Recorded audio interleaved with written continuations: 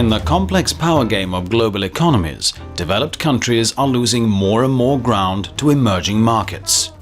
The panel discussion hosted by Erste Group set the stage for an animated debate on these topics, with 4 speakers representing different viewpoints. The audience was also asked to express its opinion. If you are the head of a Western European car maker and you have to make a decision about investing in a production facility, which region would you choose today to locate your production centre? Please vote. Let's see the result. Well, that's interesting, isn't it? 33% in the BRIC, 63% for the CEE. Where does Europe stand on the global stage against BRIC economies? And will Central and Eastern Europe become the driving force for Europe's growth? The panel included Andreas Treichl, CEO of Erste Group, the leading bank in Central and Eastern Europe; József Váradi, CEO of Wizzair, the largest low-cost airline in CEE; Henning E, Jensen, CFO of RHI, the worldwide leader in the refractory industry; and John Bowler, Director of Country Risk at the Economist Intelligence Unit. The discussion was moderated by Jeff Cutmore, CNBC anchor. BRIC countries combine high growth potential with a very large population. What are Europe's advantages in this competition? And can these regions learn and benefit from each other? I mean, the BRIC countries represent some 3 billion people.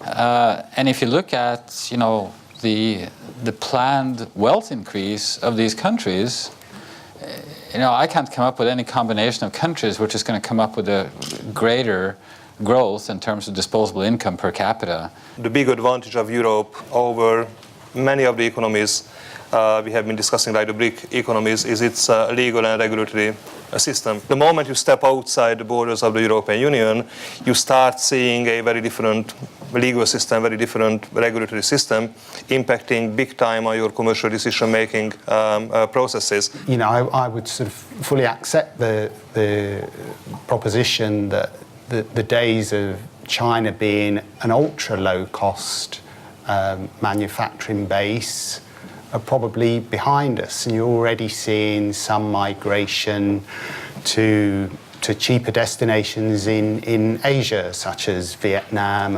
and Bangladesh. And then, of course, the big one is India going to become a manufacturing power? Europe really is an economy that is very export-driven. And what are we exporting? Well, we're exporting a little bit dependent on whether it's industrial goods or consumer goods, but it's some kind of a combination of technology and marketing. And that's where we're really ahead. And that's where we've got to stay ahead. I mean, we're never going to be the lowest cost producer. That's not our thing. We have enough experience in Central and Eastern Europe that we can say that with all the problems that Brussels creates in terms of bureaucracy and so on, it does create a framework that in my view, leaves no space for countries that do not behave in a democratic manner. And that, I think, is one of the real strengths of the European Union. I think Europe has a number of issues. I think its inability to lead effectively, especially under pressure when the economy is on downturn. I mean, some of these countries we are referring to have been more effective in dealing with issues and are getting out of the problems earlier than Europe. CEE and Western Europe are more and more interconnected. Can CEE revitalize Europe and regain investors' interest? I think Central and Eastern Europe is a more efficient business environment from that perspective.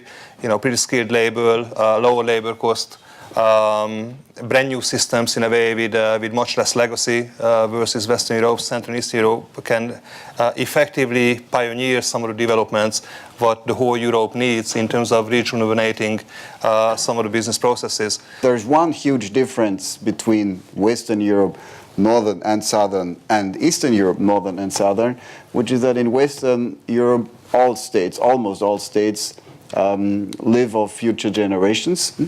And in Eastern Europe, nobody does. So all in all, they're all much better off. Central and Eastern Europe is one of the most exciting places in the world, actually, because it brings the advantage of Europe, and on top of it, there is a lot of convergence going on the market. There is a lot to catch up, in a way. As the emerging markets are gaining more and more power, will they eventually take the global lead? Will Europe reshape its growth model? And will CEE continue its convergence? Taking a 5-year time horizon, we expect both China and India to continue to grow at rates of 8 to 9% a year.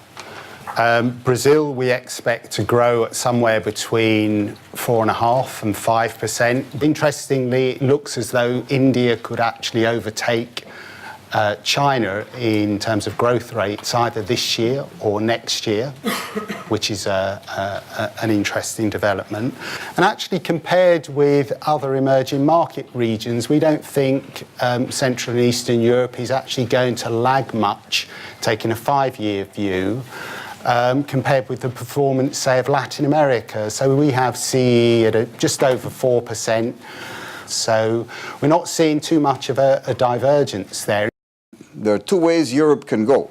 We can either take that as an example and think about making it again and not defending on what we have, but accepting that we have been living way beyond our standard for a long time and take action, or you will see a rift. So the question, is this going to be a region that is going to make it, is much too early. I don't think, in terms of Central and Eastern Europe, I see it as being as a sort of, a kind of galvanising motor for Western Europe, but that doesn't mean to say that it can't play, an important part in terms of its complementarities. We've seen a lot of investment into manufacturing in the region, and I see no reason why that won't continue over the medium and long term. And I do think that convergence story still holds. So, I'd be broadly quite optimistic. The interesting aspect is, if you look at Central and Eastern Europe, the principal aim to make sure that these countries catch up with the rest of the world is there. And that is the key difference. And they all want to catch up. They all want to make it. They all want to gain and prosper. And we want to defend what we have.